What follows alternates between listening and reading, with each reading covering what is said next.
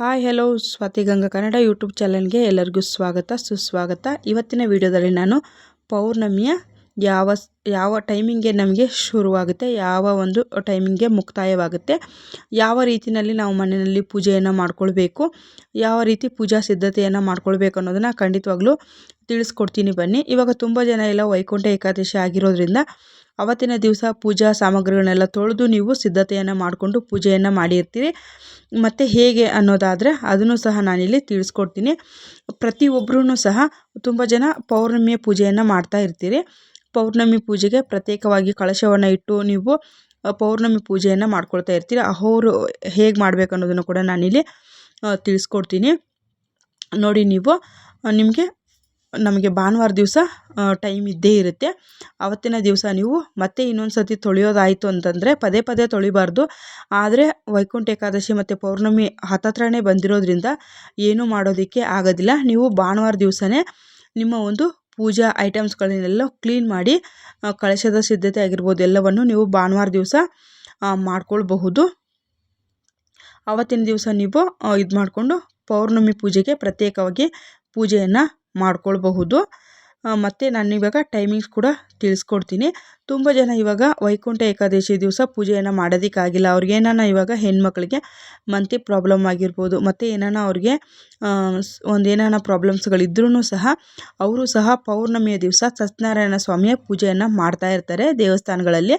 ಖಂಡಿತವಾಗ್ಲೂ ನೀವು ಅಲ್ಲಿ ಹೋಗಿ ಪೂಜೆಗೆ ಪಾತ್ರರಾಗಿ. ನಿಮಗೆ ಇವಾಗ ವೈಕುಂಠ ಏಕಾದಶಿ ದಿವಸ ನಾವೇನೆಲ್ಲ ಅಷ್ಟು ನಮಗೆ ಏಕಾದಶಿಗೆ ಮುಕ್ಕೋಟಿ ಏಕಾದಶಿ ದಿವಸ ನಮಗೆ ಫಲಗಳು ಸಿಕ್ಕಿಲ್ಲ ಅಂದರೂ ಕೂಡ ಸತ್ಯನಾರಾಯಣ ಸ್ವಾಮಿಗೂ ಕೂಡ ನಮ್ಮ ಮನೆಯ ಒಂದು ಸುಖ ಶಾಂತಿ ನೆಮ್ಮದಿ ಅನ್ನೋವಂಥದ್ದು ನಮಗೆ ತುಂಬ ಅಂದರೆ ತುಂಬ ಬೇಗನೆ ಸಿಗುತ್ತೆ ಅಂತಲೇ ಹೇಳಬಹುದು.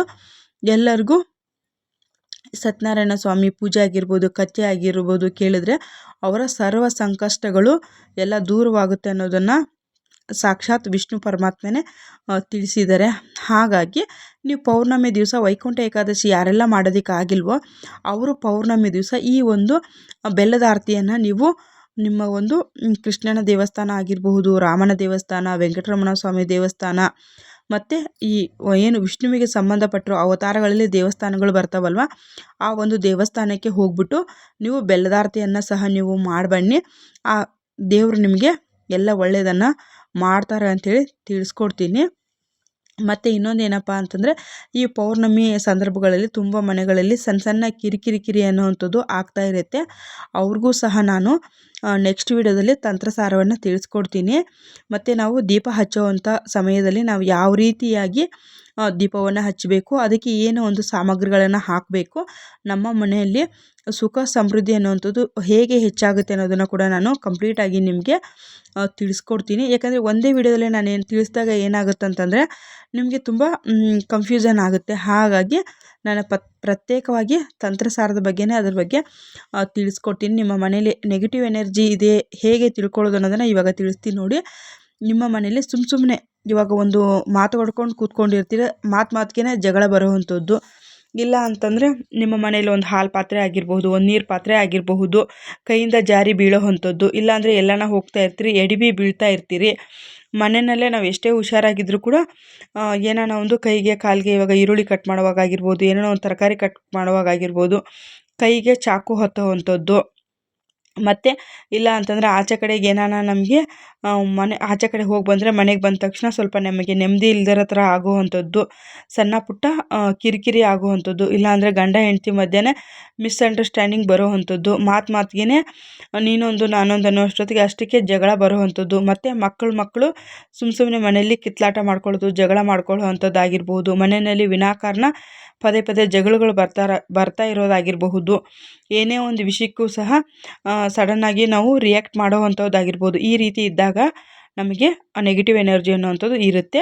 ಬನ್ನಿ ಇವಾಗ ನಾನು ಪೌರ್ಣಮಿ ಯಾವ ಟೈಮಿಂಗ್ಸ್ಗೆ ಸ್ಟಾರ್ಟ್ ಆಗುತ್ತೆ, ಯಾವ ಒಂದು ಟೈಮಿಂಗ್ಸ್ಗೆ ಮುಕ್ತಾಯ ಆಗುತ್ತೆ ಅನ್ನೋದನ್ನು ತಿಳಿಸ್ಕೊಡ್ತೀನಿ. ನೀವು ಕೂಡ ಬೇಕಿದ್ರೆ ಇದನ್ನು ಸ್ಕ್ರೀನ್ಶಾಟ್ ಮಾಡಿಕೊಂಡು ನೀವು ಇಟ್ಕೊಳ್ಬಹುದು ನೋಡಿ. ಜನವರಿ 13ನೇ ತಾರೀಕು 2025 ಮಂಡೇ ನಮಗೆ ಬರುವಂಥದ್ದು ಪೌರ್ಣಮಿ ನಮಗೆ ಸ್ಟಾರ್ಟ್ ಆಗುವಂಥದ್ದು ತಿಳಿಸ್ಕೊಡ್ತೀನಿ ನೋಡಿ. ನಮಗೆ 2:23 AM ಜನವರಿ 13ಕ್ಕೆ ಪ್ರಾರಂಭವಾಗುತ್ತೆ. ನಮಗೆ 1 ಗಂಟೆ 26 ನಿಮಿಷಕ್ಕೆ ಎಂಡ್ ಆಗುವಂಥದ್ದು 2025 ಜನವರಿ 14ನೇ ತಾರೀಕು. ನಮಗೆ ಜಾಸ್ತಿ ಪ್ರಮಾಣದ ಈ ಒಂದು ಪೌರ್ಣಮಿ ತಿಥಿ ಅನ್ನುವಂಥದ್ದು ನಮಗೆ ಮಂಡೇ 13ನೇ ತಾರೀಕಿಗೆ ನಮಗೆ ಜಾಸ್ತಿ ಪ್ರಮಾಣದ ಒಂದು ಹುಣ್ಣಿಮೆ ಅನ್ನುವಂಥದ್ದು ಇರುತ್ತೆ. ಆವತ್ತಿನ ದಿವಸನೇ ನೀವು ಮಂಡೇ ಏನು ನಮಗೆ ಸೋಮವಾರ ಬಂದಿರೋದ್ರಿಂದ ನಾವು 13ನೇ ತಾರೀಕಿಗೆ ಪೌರ್ಣಮಿ ಪೂಜೆಯನ್ನು ನಾವು ಮಾಡ್ಕೊಳ್ಬೇಕಾಗತ್ತೆ. ಆ ಒಂದು ನೆಗೆಟಿವ್ ಎನರ್ಜಿ ಈ ರೀತಿ ಇರುತ್ತೆ. ನಿಮ್ಮ ಮನೆಯಲ್ಲಿ ನೀವು ಒಂದು 2-3 ಸತಿ ನೀವು ಚೆಕ್ ಮಾಡಿ ನೋಡ್ಕೊಳ್ಳಿ. ಸಣ್ಣ ಪುಟ್ಟ ಈ ರೀತಿ ಕಿರಿಕಿರಿಗಳಾಗ್ತಾ ಇದ್ದರೆ, ಕೈಯಿಂದ ಹಾಲು ಪಾತ್ರೆ ಬೀಳೋದಾಗಿರ್ಬೋದು, ನೀರಿನ ಪಾತ್ರೆ ಬೀಳೋದಾಗಿರ್ಬೋದು, ಈ ರೀತಿ ಆದಾಗ ನಿಮ್ಮ ಮನೇಲಿ ನೆಗೆಟಿವ್ ಎನರ್ಜಿ ಇದೆ ಅಂತೇಳಿ ತಿಳ್ಕೊಂಡು, ಅದಕ್ಕೆ ನಾನು ಒಂದು 3-4 ತಿಳಿಸ್ಕೊಡ್ತೀನಿ ನಿಮಗೆ ತಂತ್ರಸಾರಗಳನ್ನ. ಅದನ್ನು ನೀವು ಕ್ರಮೇಣವಾಗಿ ಮಾಡ್ತಾ ಬಂದಾಗ ನಿಮಗೆ ಎಲ್ಲ ಒಂದು ಕಡಿಮೆ ಆಗ್ತಾ ಬರುತ್ತೆ ಅಂತಲೇ ಹೇಳಬಹುದು. ನೋಡಿ, ಪೌರ್ಣಮಿ ಈ ಒಂದು ಬನದ ಪೌರ್ಣಮಿಗೆ ತುಂಬ ಅಂದರೆ ತುಂಬ ವಿಶೇಷವಾಗಿದೆ. ಯಾಕಂದರೆ ಬಾದಾಮಿ ಬನಶಂಕರಿ ಅಮ್ಮನವರ ಈ ಒಂದು ಪೌರ್ಣಮಿಗೆ ಜಾತ್ರೆ ಅನ್ನೋವಂಥದ್ದು ಆಗುತ್ತೆ. ಹಾಗಾಗಿ ತಿಳಿಸ್ತಾ ಇದ್ದೀನಿ. ವಿಡಿಯೋ ಇಷ್ಟ ಆದರೆ ಲೈಕ್ ಮಾಡಿ, ಶೇರ್ ಮಾಡಿ, ಸಬ್ಸ್ಕ್ರೈಬ್ ಮಾಡಿಕೊಂಡು ಸ್ವಾತಿಗಂಗಾ ಯೂಟ್ಯೂಬ್ ಚಾನಲ್ಗೆಲ್ಲರೂ ಸಪೋರ್ಟ್ ಮಾಡಿ ಅಂತ ಕೇಳ್ಕೊಳ್ತೀನಿ. ವಿಡಿಯೋಗಳು ಇಷ್ಟ ಆಗ್ತಾಯಿದ್ರೆ ಖಂಡಿತವಾಗ್ಲೂ ಲೈಕ್ ಮಾಡಿ. ಈ ಪೌರ್ಣಮಿ ತುಂಬ ಅಂದರೆ ತುಂಬ ಪವರ್ಫುಲ್ ಆಗಿರುವಂಥದ್ದು.